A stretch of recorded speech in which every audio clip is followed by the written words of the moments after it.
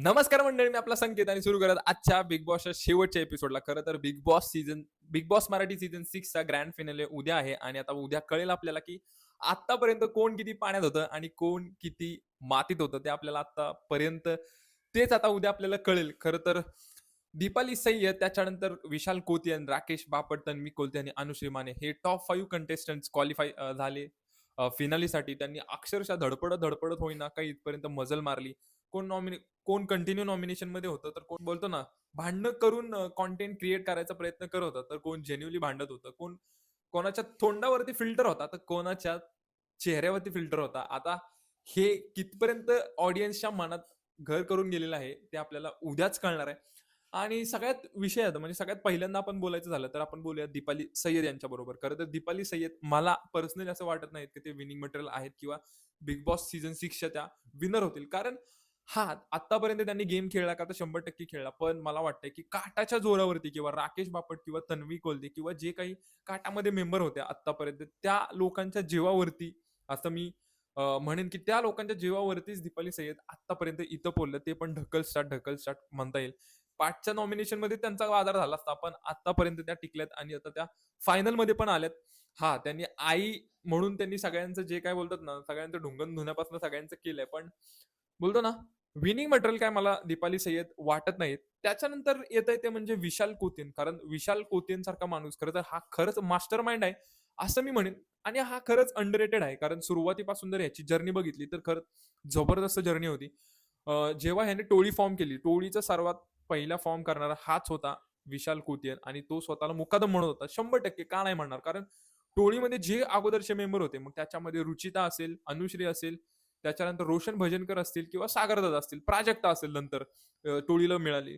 हे सगळे कुठेतरी विशालच्या अवतीभोवती गेम खेळत होते आणि विशाल म्हणेल तीच पूर्व दिशा तेव्हा होती. म्हणूनच मी म्हणेन आणि विशाल खरंच मग स्ट्रॅटर्जी असू द्या किंवा लोकांशी रिलेशन बनवणं असू द्या, कोणाला कधी कोपच्यात घ्यायचं हे त्याला परफेक्ट पद्धतशीरपणे येत होतं. म्हणूनच तो टोळीचा मुकादम होता आणि आत्तापर्यंत जर बघतोय तर तो अजून पण टोळीचा मुकादमच आहे, असं मला वाटतंय. आणि हा खरंच हां, सुरुवातीला त्याने थोडीफार कुठेतरी माती खाल्ली होती रुचितासोबत. म्हणजे जे काही त्याने कॉन्ट्रोव्हर्शियल सेंटेन्स केले होते की रुचिताला, की मला तुला किस करू, म्हणजे तुझे होठ खूप चांगले आहेत, मला तुला किस करू वाटतं. असं तो सुरुवातीला बोलला होता. त्यामुळे पब्लिकने त्याला खूप ट्रोल सुद्धा केला होता.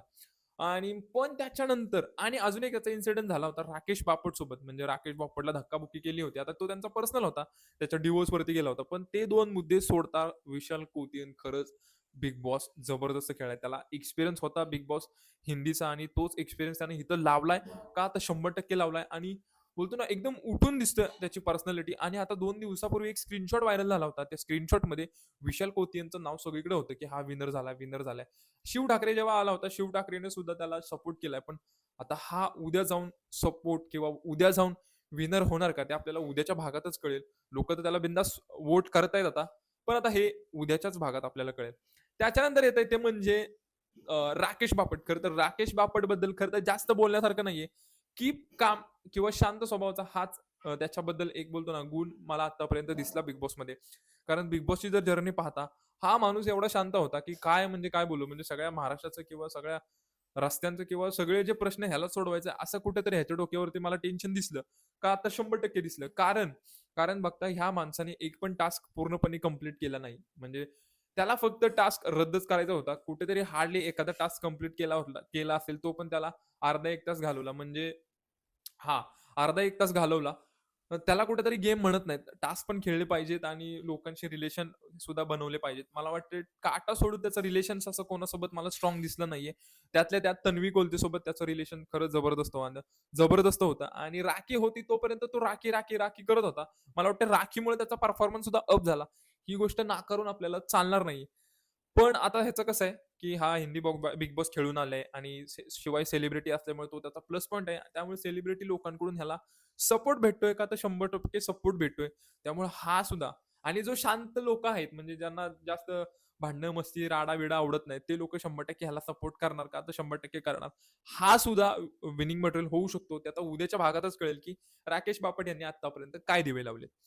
त्याच्यानंतर आहे ते म्हणजे तन्वी कोलते. खरं तर तन्वी कोलते सगळे लोकं बोलतात, की तन्वी कोलते फेक आहे, फिल्टर आहे, तिच्या तोंडावरती फिल्टर आहे, असं-तसं. खूप काय-काय बोलतात आणि खरंच पहिल्या आठवड्यातच तिने दाखवून दिलं होतं, की जसं की ती सागर कारंडेला बोलली होती, की तुम्ही म्हणजे फालतू आहे असं-तसं. तुम्ही फक्त कंटेंटसाठी कॉमेडी करता. असं-तसं ती त्याला बोलली होती. त्याच्यानंतर तिला पब्लिकने जबरदस्त घेतलं होतं डोक्यावरती. म्हणजे फुल धुलाई केली होती, ट्रोल केलं होतं. पण त्याच्यानंतर भाईने गेम अप केला, येऊन केला. पण तरी सुद्धा लोकं तिला म्हणत होते, की तन्वी कोलते फेक आहे, फेक आहे. तिच्या तोंडावरती एक फिल्टर असतो. ती कॅरेक्टर प्ले करते. तिला लोकांसोबत रिलेशन बिल्ड करायचं नसतं. त्याच्यानंतर प्रभूचा तिने कंटेंटसाठी वापर केला, वोटिंगसाठी वापर केला. तर किंवा रेवाचा सुद्धा वापर केला. म्हणजे सगळे तिला बोलत होते, की तन्वी कोलते फेक आहे किंवा तिच्या तोंडावरती फिल्टर आहे. आणि मला सुद्धा कुठेतरी दिसलं. पण हे बघा, घरामध्ये कोण धुतल्या तांदळाचा आत्तापर्यंत मला कोणाचं धुतलं नाही. आणि सगळ्यांच्या तोंडावरती फिल्टर असणार आहे. जे आपण नॉर्मल जीवनामध्ये राहतो तसं घरात कोण राहणार नाही का नाही? किंवा हा रिएलिटी शो आहे. प्रत्येकाला प्रत्येकाचा शो जिंकायचा आहे. त्यामुळे सगळेजण कॅरेक्टर प्ले करणार का? तर 100% प्ले करणार. पण लास्ट वीकपर्यंत ह्या तन्वी गोलटूला जबरदस्त सपोर्ट भेटत होता. इव्हन सेलिब्रिटी लोकं सुद्धा सपोर्ट करत होते आणि बाकीचे लोकं सुद्धा तिला सपोर्ट करत होते. पण लास्ट वीकमध्ये तिने जी घाण केली म्हणजे उगाच तोंडाचा पट्टा नको तिथं चालवणं तिला 100% अंगलट येणार आहे असं मला कुठेतरी वाटायला लागले.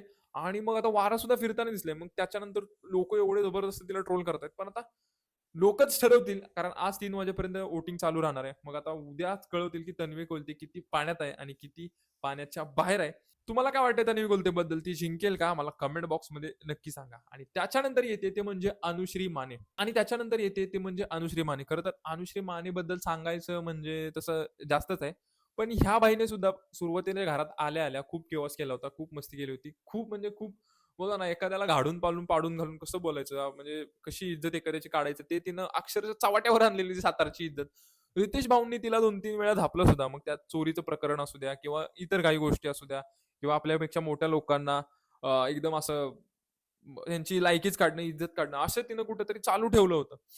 पण रितेश भाऊंनी तिला धापल्यानंतर तिने सुद्धा जबरदस्त म्हणजे जबरदस्त असा गेम अप केला आणि मग त्याच्यानंतर मग घराचे कुठेतरी वारा फिरताना दिसले आणि मग ह्या बाईने मला असं वाटत नव्हतं की ही खरंच फिनालेला येईल पण भाई ही फिनालेला आली म्हणजे लोकांचा सपोर्ट अनुश्री मानेला सुद्धा दिसतोय म्हणजे सातारा सांगली कोल्हापूर ह्या भागातून तर तिला जबरदस्त सपोर्ट येतोय मोठे असे इन्फ्लुएन्सर आहेत किंवा असे कॉन्टेंट क्रिएटर आहेत ते तिला सपोर्ट करताना दिसत आहेत त्यामुळे तिचं आता तिच्या नावाची चर्चा मला सगळीकडे ऐकू येताना दिसते किंवा नावाची चर्चा मला सगळीकडे दिसते सोशल मीडियावरती आणि लास्ट आठवड्यामध्ये खरं तर ही लढाई 2च व्यक्तीमध्ये होते. एक तर सॉरी 3 व्यक्तीमध्ये होते. एक तर राकेश बापट, तन्वी कोलते आणि अनुश्री माने. सॉरी अनुश्री माने ह्याच्या पिक्चरमध्येच नव्हती. ही लढाई फक्त राकेश बापट आणि तन्वी कोलते या 2 व्यक्तीत होती. पण राकेश बापटनी पण लास्ट वीकला काय असं म्हणावं असा परफॉर्मन्स दिला नाही आणि तन्वी कोलतेमुळे तिच्या तोंडामुळे तिनं स्वतःची ट्रॉफी कोलून टाकली असं म्हणता येईल आणि सडनली मग अनुश्री माने पिक्चरमध्ये आली आणि आता भाई भाई तिला असा सपोर्ट भेटतो ना की काय सांगू आज पण तुम्ही जर विकिपीडियावरती गेला तर तुम्हाला कळेल की तिकडे जर विनर 2026चं जर विनर कोण आहे तर अनुश्री मानेचं नाव तिकडे मला दिसतंय त्यामुळे अनुश्री माने खरंच भाईने हवा केली मित्रांनो तुम्हाला काय वाटतं या सीझन 6 बद्दल कोण विनर होईल मला कमेंट बॉक्समध्ये सांगा आणि जो कोण विनर होईल तो फेअर विनर होईल का किंवा ह्या पाठीमागे सुद्धा बिग बॉस काही चिटिंग करेल मला कमेंट बॉक्समध्ये सांगा आणि व्हिडिओला लाईक शेअर सबस्क्राईब करायला विसरू नका भेटूया अशाच एका व्हिडिओमध्ये तोपर्यंत धन्यवाद